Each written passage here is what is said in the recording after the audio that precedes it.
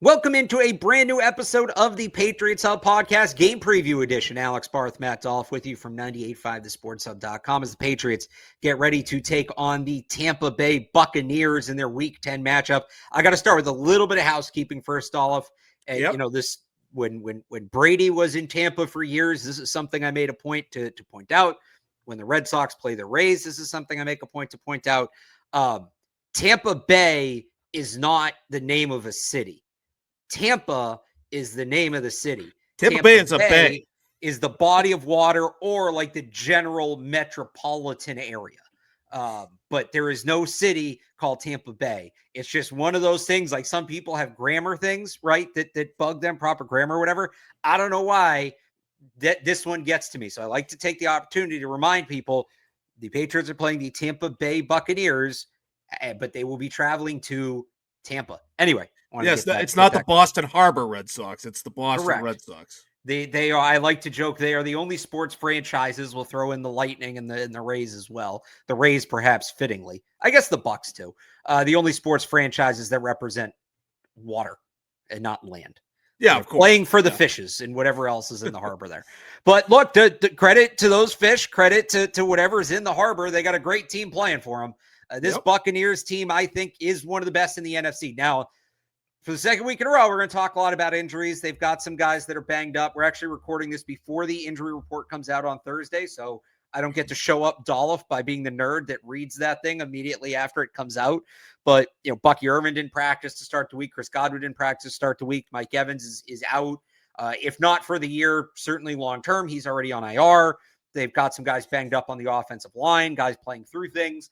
It's a banged-up team. But they're still 6-2 coming off their bye. Baker Mayfield's playing well. They've got some rookies that are in second-year players that are stepping up in big roles when given the opportunity. So I just want to start here, Dolph. Like this, we talked last week about the Falcons representing a step up from the soft underbelly of the schedule, the Titans, the Browns, and the Saints. This is another level. This is probably the first team they've faced in a month and a half since Buffalo that is definitively better than they are, or you can look at it and say is definitively better than they are. This is not, hey, just, you know, figure out a way to win it. Even if it's close, you have some, you know, an advantage here or there. Tampa's a really good team. To me, they're a contender in the NFC. They are a realistic team to come out of the NFC and go to the Super Bowl. And it's going to be another level of test for this Patriots team. Yeah, sure. Like, not to get into a semantics thing, but like, I think you can definitively give Tampa Bay the edge in this game because they're at home. They're 6-2. They have the edge in terms of, you know, recent success. Like the Patriots, they're kind of just backing into success. Like right now, the past, you know, month and a half, like you said. And obviously, it was surprising to see the Patriots beat the Bills. We came into this season saying this is a game that the Bucs are probably going to win, and you just kind of hope that the Patriots at that stage are having a good year and that they can be competitive, and hopefully Drake Maye is playing well and that he can sort of go toe-to-toe with Baker Mayfield in that game. And so I still feel that, you know, similarly, like we're coming into this game saying, you know, hopefully that they could be competitive. If they score a road win over the Bucs, that would be huge for them. It would be pretty validating for that Buffalo win. We wouldn't be able to say that was just a one-off fluky kind of win for them. We'll be able to say, okay, they actually can hang with some of the best teams in the NFL. But I think for some of the reasons that you already laid out with the injury report, they're banged up. Like, I'm not sure that they're really firing on all cylinders to the point where it's like, well, they absolutely have to win this game. They are absolutely head and shoulders above the Patriots.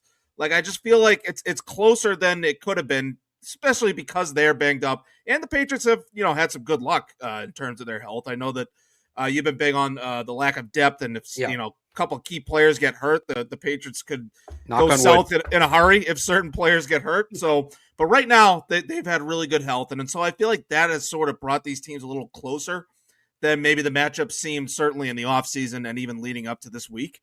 But the one thing you said is Baker Mayfield's having arguably the best year of his career. I think the surprising part with him is how little he's turned the ball over, only 2 interceptions. He's put the ball on the ground a little bit, but he's only lost 1 fumble, I believe, so far this year. And this is a guy that likes to get out of the pocket and improvise and make plays down the field after, you know, make plays on broken plays. And so for a guy like that to protect the ball is pretty impressive given his history especially. But, you know, he competes. You know, he's able to make plays. He can make plays inside the pocket, outside the pocket. So this has a chance to be a really fun, entertaining game, Barth, and that's why it's probably going to be 12-9, all field goals. But like with two quarterbacks that love to make plays in and out of the pocket and run around and improvise, like we got a chance for some fun afternoon of football here, and I feel like the game is, especially with the injuries to the Bucs, that it's become a little closer than maybe it seemed going into the season. And I'll just add to that. I know I just joked we didn't have the injury report. It literally just came out here as we're talking. So tell Garvin to go write that up. Chris Godwin and Bucky Irving, indeed, not practicing the first 2 days of the week. Wow, okay. Patriots also without Ramondre Stevenson, Kayshon Boutte. They did get Garrett Bradbury back. He was limited, but he was back. That feels like a big one. We'll get to why. Let's start. We'll start with the quarterbacks, and we'll start with Baker Mayfield. Like this is one that could impact the MVP race. Obviously, Drake Maye and Baker Mayfield are not on the field at the same time. But when you have two of these MVP candidate quarterbacks going head to head, these games tend to hold a little more weight in that conversation because you see them both on the same field. You see them both back to back. So you mentioned Baker's low turnovers. He has not turned the ball over much. The flip side of that, he is up there among turnover-worthy plays for quarterbacks. He has 13 turnover-worthy plays, which ranks third in the league. So he's been a little lucky then. He's been a little lucky. His turnover play rate is fourth in the league at 4%. So, but there's something to be said for maybe he's taking risks and. Maybe he's not gaining anything from taking those risks, but he's managing those risks. But one thing about the Patriots defense this year, they have not, I don't think they've been quite as bad as some people are saying. They have not necessarily lived up to expectations. The secondary mainly, I've been a little disappointed in their ineffectiveness in man coverage at times. And maybe hand in hand with that, if I had to broaden that, they haven't been, I thought they'd be a little more ball hockey than they've been. And not just interceptions. It's just, I'm trying to get fancy there. I thought they would be more of a turnover forcing defense than they've been. They forced 11 turnovers. That's 13th in the league. So they've been unable to do it. They're kind of middle of the pack, but I thought this defense would do a better job of capitalizing on some of those opportunities. Teams that are loose with the football, quarterbacks that are loose with the football. Good week to do it. Whether that's the pass rush, getting to Baker, you mentioned, he's had a couple fumbles this year, whether that's capitalizing on some young receivers. And again, no Mike Evans. He's only been out for a couple weeks. Chris Godwin's been out for a little bit. Baker's going to be working with some guys that are either young or even in Sterling Shepard's case, who's a veteran, he doesn't have a ton of experience with. Sterling Shepard's their number 2 receiver right now after Ibuka. He only has 36 targets this year. So I think there are some opportunities here to create turnovers in a game that does project to be a little more high scoring, Matt. Like you said, anytime you can steal a possession, that's massive. That could be a double score at the end of the game, or it could be a turnover, create a short field. So I'm looking at Christian Gonzalez. I'm looking at Carlton Davis. I'm looking at the safeties. Robert Spillane's kind of been their biggest interceptor of the football this year. I'm looking at those guys in the secondary, and obviously Chase on Milton Williams, Christian Barmore. Like, can they get their hands on the football and cause some turnovers in this game? If the Patriots are going to really make a run, at Tampa and flip it, they're going to have to force a turnover too, just like they did against Buffalo. Yeah, I think with the injuries, especially to their receivers, to Baker Mayfield's weapons, I just feel like this is an advantage for the Patriots secondary. And yeah, like it would be great to see them make an interception or two. And Christian Gonzalez almost came down with one last week against Drake London. Drake London instead came down with a big long catch. That was a little bit of a tough luck moment for Christian Gonzalez that went in the books as him allowing a 40-yard catch or whatever it was. Because I was very close to him coming down with an interception on the jump ball. And so maybe he's sort of due. I'm trying to think back. Was it the New Orleans game when they had a couple interceptions? Because I just feel like they haven't played a ton of quarterbacks that really lack discipline in terms of throwing the ball. And as I say that, Aaron Rodgers actually threw an interception. It was to Robert Spillane.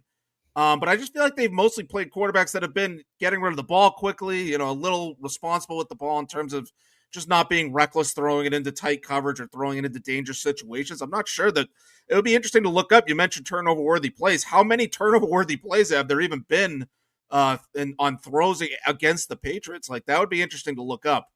But yeah, like I think it's an advantage for the secondary, especially when they have a full complement of guys. And then with the Bucs, it's Emeka Egbuka who had a phenomenal start to his rookie year. It looks like he could be a really good receiver, but he's actually cooled off lately. And Tez Johnson, who has had an opportunity here with the other guys getting hurt, he's sort of heated up a little bit lately. But I think those guys against the Patriots secondary, I give the edge to the Patriots. And so it'd be great to see them actually flip the field, get an interception, maybe return it 15, 20 yards. Like you tend to see when an interception comes in the middle of the field, like maybe they could flip the field that way. You can change a game very quickly, especially if it's a high scoring game. Like the one turnover can really flip things on its head. And so, yeah, I hope to see that happen. I'm just not sure that they're actually going to be the ones to make the play because they haven't made those plays. But maybe instead of that, we just see a big third down breakup or a fourth down breakup like we saw last week with Christian Gonzalez. But yeah, you're right. This is probably their best. I feel like just thinking back on the schedule, probably their best opportunity yet to come down with it. Well, and it's become the book on them a little bit because they play some more of that off coverage and they have this pass rush that has been, I think, underrated because they don't have the sack numbers. They don't have the sack numbers because teams are getting the ball out quick. So, I'd like to see them play a little more press, get more up front. It'll be interesting to see how they match this up too. Egbuka, they've used him in the slot. It's kind of varied. He'll play in the slot anywhere from about 20% of the snaps to up close to 50. He hasn't gone over 50 in a game, but he has a couple games where he's at like 47, 48% in the slot. Now, a lot of that was with Mike Evans and or Godwin, but now it's neither. Last week or 2 weeks ago, they're coming off the bye, but I'm going to say last week a bunch by accident when I'm talking about the Bucs. I obviously mean last game. He was at, I think, 36, 38%, which is right around a season average.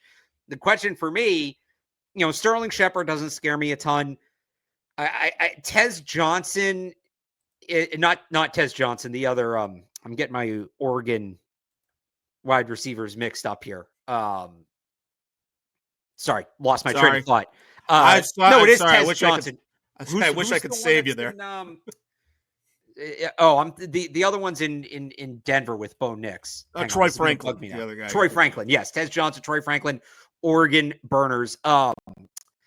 Tez Johnson, his speed worries me, but he's kind of one of those guys. Okay, he's fast and little Tyquan Thornton. You don't want to let him get vertical unchallenged because he will burn you. But I don't worry about him much beyond that. So to go back to the point, how do they match it up? Do we see Christian Gonzalez follow Emeka Egbuka in the slot? Because if I'm Tampa and the Patriots aren't shadowing, I'm putting Emeka Egbuka in the slot, who has some size, and testing Marcus Jones, and then I'm running Tez Johnson vertical against Gonzalez and Carlton Davis. Like that's what I'm doing if I'm Tampa. But if Gonzalez follows Egbuka, which I think he can do because of these other matchups, Marcus Jones on Tez Johnson is a very clear fit. It's not necessarily easy, but Marcus Jones is the kind of corner that has the speed to stick with Tez Johnson. I definitely like Carlton Davis against Sterling Shepard. And then you're just worrying about Cade Otton, and it's that tight end thing again. Cade Otton has probably, you mentioned Ibuka's been quiet, and they've obviously been without Evans and Godwin. Like Cade Otton's the one who stepped up. Still have to worry about that, but now you're funneling it in one direction. So it would be breaking the trend of how they've covered things a little bit this year. But I think against this offense, like I'm taking out Emeka Egbuka with Christian Gonzalez if I can. Baker's already down a couple of receivers. If you take that guy out of the game plan, you really start to stress him. And for a guy that's already taking some risks, goes back to the turnover thing, maybe his head starts spinning a little bit. He starts making some bad decisions. Yeah, I kind of hope that this is the week we see the cat coverage that Mike Vrabel has hinted at before. Great way to put it. Christian, you got that cat. You got him all around the whole game. Wipe him out, and we'll take our chances with everybody else, right? Yeah, the one kind of play that kind of makes me nervous if Baker Mayfield is willing to get rid of the ball a little quickly. Yeah. You help me out, Barth. There's probably a name for this type of play, but it's like a quick, deep ball. Like he just 3-step drop, plant the feet, throw it, receivers running a go route. It's kind of like a fade, but you see it more in the middle of the field going for a deep, like a big play strike down the field. The receiver's running a deep post or a go route. The quarterback just drops back, plants his feet, throws the ball. Doesn't even hold it, doesn't have to wait. Right. He throws it up there. It's kind of a one-on-one situation, but if the guy can get behind the secondary like that, that's kind of a play that would worry me, but it depends on Baker Mayfield. First of all, them calling the play, and then Baker Mayfield being willing to just get rid of the ball. Well, look, that's a lot of that is just the speed, right? You're basically having the quarterback put the ball up and having the receiver run under it. It's going to be more of a loft ball than a strike. Tez Johnson's the kind of receiver. Yeah. Tez Johnson's the kind of receiver you can run that with. And you obviously worry about pressing Tez Johnson because if he does get by you, gone. Right. Yeah. So that's if you're worried about that, maybe there is some of Gonzalez on Tez Johnson and using press there with help behind. But yeah, this is to me the week for the cat coverage, and I just think it all lines up so well. Again, outside of Cade Otton, there's a chance that we come out of this game and kind of like last week. We went into last week, Bijan, right? And they contained Bijan Robinson, and they put a lot of attention on him, and it worked. Now, on the other side, Drake London goes off, and I saw some people say this week, well, maybe they should have paid the attention to Drake London. They paid why can't I do names today? They should have paid the attention to Drake London. They paid to Bijan Robinson, but okay, now maybe Bijan Robinson's the guy that went off, and we're saying, why didn't they pay more attention to him instead of Drake London? I do wonder if we come out of this game and they held Egbuka, but Cade Otton really got him. If they have a big pass game, I think a lot of it's going to flow through Cade Otton. So, whether that's Marte Mapu, whether that's Craig Woodson, stepping up again, they're going to need some sort of answer for Cade Otton. Yeah, I mean, I feel like they never have an answer for tight ends, right? Even before Vrabel, before Drake Maye, Bill Belichick, it just feels like they never really have the right personnel for that type of thing. So it would be nice. It would be nice to see them actually lock down coverage on a tight end for once in their lives. But yeah, look, it might turn out to be a pick your poison type of game. The one thing I can't have Emeka Egbuka making 10 catches for 150 yards and just going off that way. And so if Cade Otton makes some catches, I can live with that. It's in the red zone where I might be a little annoyed if they leave him, if they have a Harold Fannin type of play and Cade Otton's left wide open because they made a good play call or they blew a coverage like that, that would be annoying. But I think as long as they can lock down Egbuka, because he's still their most explosive playmaker in terms of weapons, I can live with other guys getting the ball as long as they lock down Egbuka and they limit them between the 20s. They don't give up big plays. I can live with Otton making plays as long as he doesn't wreck the game. Obviously. Well, yeah, you don't want him doing what Fannin did the other week, basically. Right. Anything else on the defense? We didn't talk a ton about the pass rush. The right side of their offensive line is a little shaky right now. Right guard, Dan Feeney's been filling in. They've had kind of a revolving door there. Charlie Heck is their right tackle. He's not having a great year, at least compared to his counterpart on the left side. Tristan Wirfs, one of the best in the league. So I'm not sure about Caleb Chaison's chances of making a lot of plays over on that side against Tristan Wirfs. But I wonder if this could be a Harold Landry game. I wonder if this could be a game where he kind of pops, where he's been sort of hit or miss, a little up and down, a little quiet lately. Maybe this is a game where he can kind of pop going up against that right side of the line. And obviously, when they have Wilton Williams or Christian Barmore over there, hopefully they mix up their pass rush looks, and those guys can, they have their heads spinning because they have multiple different matchups to deal with on top of, just talented players on the interior there. I wonder if the right side of the O-line is going to be the area they can attack and sort of cave things in there and disrupt things that way. So it'll be interesting to see. I was talking to somebody about this today down at one of the other reporters down at Gillette. Every team basically doubles Milton Williams or Christian Barmore. Yeah. And it kind of goes back and forth, and there doesn't, it's hard to kind of gauge, okay, why did this team double this guy? Why did this team double that? I'm sure they have their reasons, but when you don't study those teams that intimately, it's hard to figure out.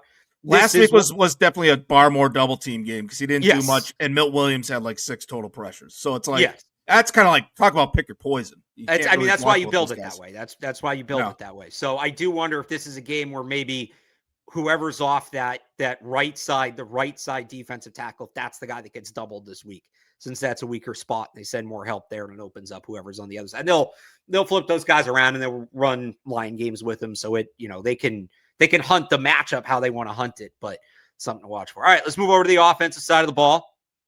And we usually do the offense first, but I actually find the other side more fascinating in this matchup. I think last week, too, we also did defense first. You might be right. on the offensive side of the ball, here we go again. Like another good test for the front. It's a little different. So 2 weeks ago, it was all right. Myles Garrett is Myles Garrett. Last week, it was just overall no superstar rusher, but it's a good front. This is kind of the scheme that's the challenge. And look, they have talented players up front. We'll obviously get to Vita Vea. This is more of a scheme thing for me. They blitz a ton. It's a Todd Bowles defense. They're going to get aggressive. They're going to come after you. This line struggled the last couple of weeks. Drake Maye's been hit 14 times the last 2 weeks. He's taken a ton of sacks. Some of those are on him. Like the pass protection as a whole, the line, Drake Maye, the running backs, the tight ends, they're going to be aggressive. Now, I think it was the Falcons we talked about this with last week. Like, you can make them pay for being aggressive, but you have to make them pay, because if not, like last week, if they start having success off of that, they're going to feed off it. It becomes a lot harder to do what you're going to do. Yeah, absolutely. Look, they have a really good secondary. That's the personnel-wise, that's who I worry about more than their front. But like you said, those guys line up on the edge and they'll try to get after the quarterback. Jamel Dean, Antoine Winfield, guys like that. Those are Bucs mainstay. They feel like Bucs lifers at this point. But those guys, excellent players, whether they're covering or getting after the passer. It's going to be an interesting test for Drake Maye after last week. I don't care if it's Jamel Dean. Still don't try to stiff arm him. Just protect the ball, right? Go down and take a sack if you have to on the corner blitz. Don't put the ball on the ground because you're trying to do too much with a pass rusher right on top of you. So please don't do that. That's what I would hope Drake has really they've really drilled that into his head, and he's cleaned that up out of his game. But yeah, other than that, like what's his name? Yaya Diaby. He's having a good year. But if he wrecks the game, if Will Campbell can't handle him, like that would be a little disappointing. It does go back to the scheme though, because Will Campbell, I think, he's been a little leaky the last couple of weeks in terms of missing assignments, guys blowing right by him. So this will be a good test to see if he's really cleaned that stuff up. If again, at the third week in a row, I feel like Doug Marrone's got a big test in front of him in terms of making sure everybody's got the right protections and all that. But that's also Josh McDaniels and Drake Maye too. Yeah. Really, that trio really needs to be on top of their game in terms of setting the right protections and being ready for those blitzes, and not just blocking it. Like, we don't know if Ramondre Stevenson's going to be back this week. Doesn't seem like it right now. No. So like, I'm not sure that Travion Henderson's ready to pick up this scheme. He hasn't really been able to pick up blitz at all this year. So let alone this defense, that might be a tough test for him too. They really just got to have plays ready. They got to be ready to get the ball out quick. They got to be able to dump it off, get the tight end leak going, like I've been saying before. Try to combat that blitz that way just by having a play ready and being prepared. I'm not sure that they're going to be able to block it perfectly. And so I think it's going to come down to, play calling, preparation, and, set the right protections the best you can. But I feel like there are going to be plays where they're going to get after him a little bit. And so I feel like Drake Maye just needs to protect the ball, get the ball out when he can, and just make sure that doesn't do anything stupid. Don't try to stiff arm a pass rusher. Hopefully we've seen the last of that this year. We talked about it on Sunday, like maybe fell into some bad habits, got a little too comfortable. You hope the last game isn't a wake-up call, or you hope the last game is a wake-up call, but doesn't continue to like weigh on him where he gets overly conservative like we saw him play in the second half. Some of the quick release stuff, though, is going to be tough. Underrated player in this defense, Rossier Dennis. He's one of their off-ball linebackers. Guy plays with a ton of range. Not great when he's like specifically in coverage, but when there's a play to be made over the middle around the line of scrimmage, he does a great job of getting there and making the play. So might be a game where you're looking more outside the numbers in the pass game. In the run game, like you mentioned, is where we get to Vita Vea, obviously a tremendous player. He's going to be a problem in the pass game. Super athletic defensive tackle, big guy, 6'4", 350. And they've been shaky on the inside the last couple weeks. Like a lot of their problems in pass pro have been on the inside. And especially in those line games, which the Bucs will run, they'll move Vita Vea around. So Michael Nwenu, Jared Wilson, Garrett Bradbury, again, big. They got him back at practice today. Hopefully he can go. Huge week for those guys. Huge week for those guys against Vita Vea. The weird thing with Vea here in his age 30 season, I don't know if it's directly him. The Bucs are actually much better against outside runs than inside runs this year. So on runs to the outside the tackles, call it, Tampa's allowing just 3.3 yards per carry. It's the second lowest number in the NFL. On runs in between the tackles, they're allowing 4.6 yards per carry. That's bottom 10 in the league, and like 10 worst, right? There's only a few teams allowing more yards per carry. So you almost have to split the difference. You have to run up the middle without running at Vita Vea, which is not easy to do because he's a large man. But it is going to, you mentioned TreVeyon Henderson. It's going to be interesting to see how they kind of split that. And they've been working a lot of the TreVeyon Henderson runs, those successful runs have been to the outside, and some of that crack toss and stuff we talk about with David Andrews on Mondays. Are they going to still try to lean on that and break this Bucs defense to the outside, or are they going to have to get TreVeyon Henderson going up the middle? If they can't run to the outside, it's kind of nuts. I feel like I've been saying this for a few weeks and we haven't seen it. And who would have thought at the start of the season, this might not be a bad game to get the Josh McDaniels to get screen package going, especially for TreVeyon Henderson. So I'm going to be really interested again. Ramondre Stevenson didn't practice today. Didn't practice today. He's been out for 2 days now. Typically, you miss Wednesday and Thursday. Even if you're back on Friday, you don't play. It's super rare. This is going to be a bigger test for TreVeyon Henderson the last couple of weeks as a runner. It's not just pass pro. I think actually him as a runner where he's been better, it's going to be a test. I'll be interested to see what wrinkles Josh McDaniels puts in to get him going.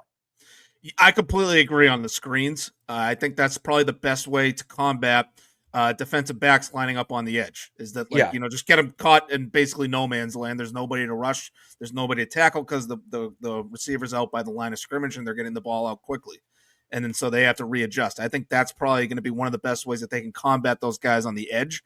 That's the thing, Barthy, is that like Antoine Winfield, that guy can tackle too. And what's the other guy's name? Tyke Smith. He's a good box safety for them too. Like they got so many guys I liked in the draft. It's kind of crazy looking at these now. Oh, I like that guy for the Pats. I like that guy for the Pats. I like that guy for the Pats. They've been reading 98.5sportshub.com down there in Tampa, apparently. Elijah Roberts. It's the Tampa Bay Buccaneers. That's right. Oh, and you were a big Logan Hall guy, right? Wasn't that your guy a couple years ago? I believe that was my guy, but I thought he was going to be the 5 tech. He's been, I guess he's kind of a 3-4 DN type of player still, but kind of an interior guy. And he's a guy I'm thinking about because if they take care of Vita Vea, if they double team him this year, we're not going to let Vita Vea beat us. It's going to be an opportunity for Logan Hall to make some plays in the interior. So that's going to be something to watch. Certainly for Garrett Bradbury and Michael Wenu, I think you have to rebound from a bad week last week. And I know Jared Wilson's been shaky, but he's a rookie. Like I expect the veterans to sort of bounce back with their experience. Honestly, those defensive backs on the edge, like they're dangerous no matter what. If you're running, passing, if you're anywhere near them. So I think getting guys the ball in space, screens, things like that, that's going to be a way to combat those guys. You see Antoine Winfield creeping down toward the edge, call a screen. I feel like we haven't even talked about Antoine Winfield. I feel like that's their best bet against that guy because he can set the edge pretty well for a safety. I think that secondary can tackle and they can get after the passer whenever they line him up down there. Yeah, Winfield's another guy. I mean, we should mention him. I think the strategy on Winfield is simply stay away. Yeah, right. Exactly. Like if you can, he covers a lot of ground. It's not easy to do. They have good corners, and their corners are a little banged up. They have good corners. Their safeties really are the group that worries me, and Winfield's one of the best in the league at it. So the deep ball is going to be a little tougher this week than it's been the last few weeks for Drake Maye, especially, probably not going to have Kayshon Boutte. He hasn't practiced.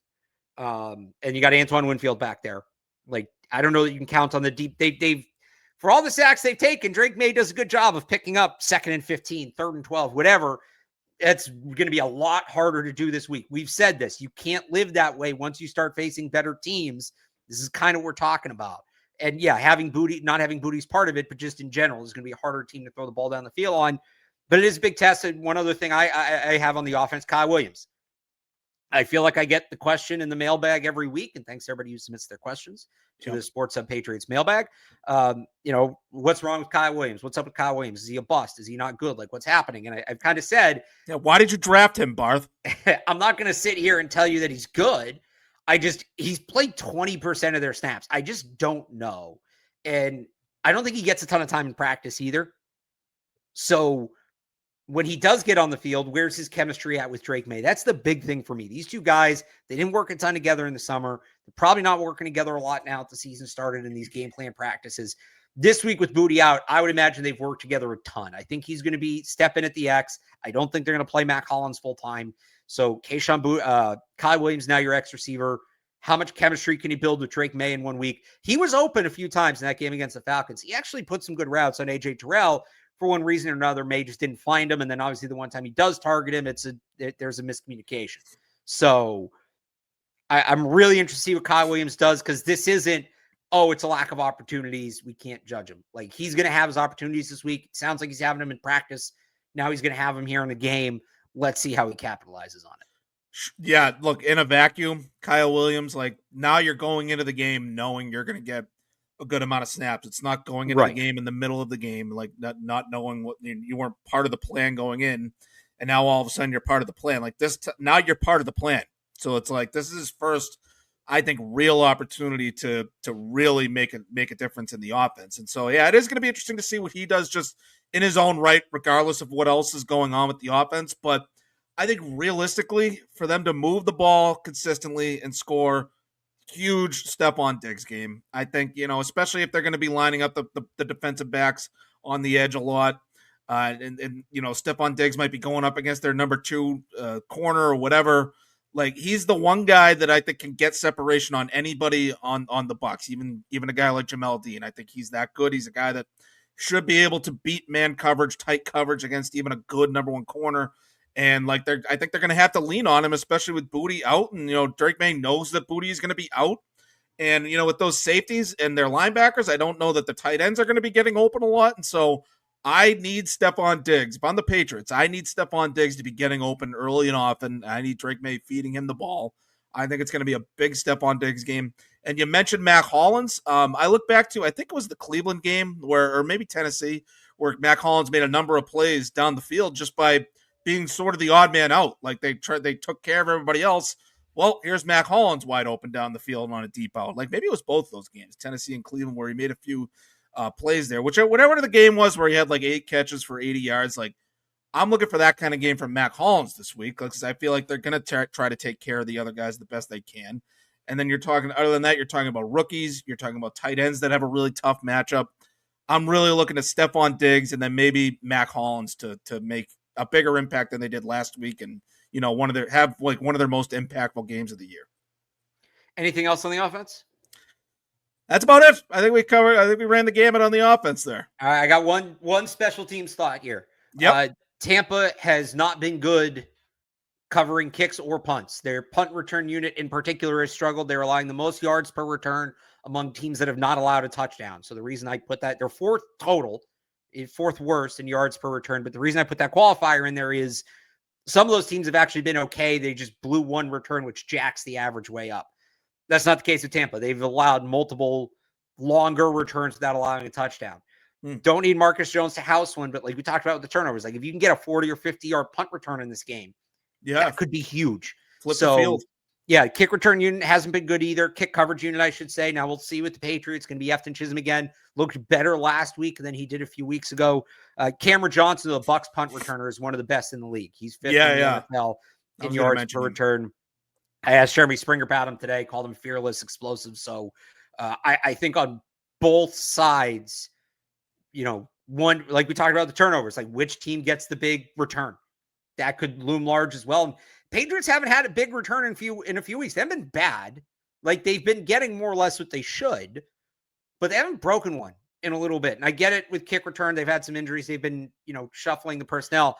Well, it's almost like you break one. Like you have that game like Marcus Jones had against Carolina. It's like, now it's on tape. Now we know exactly what we need to do to prevent that. So let's see if Marcus Jones can kind of reset that a little bit and break another one. I think he should have an opportunity or two to do so in this game.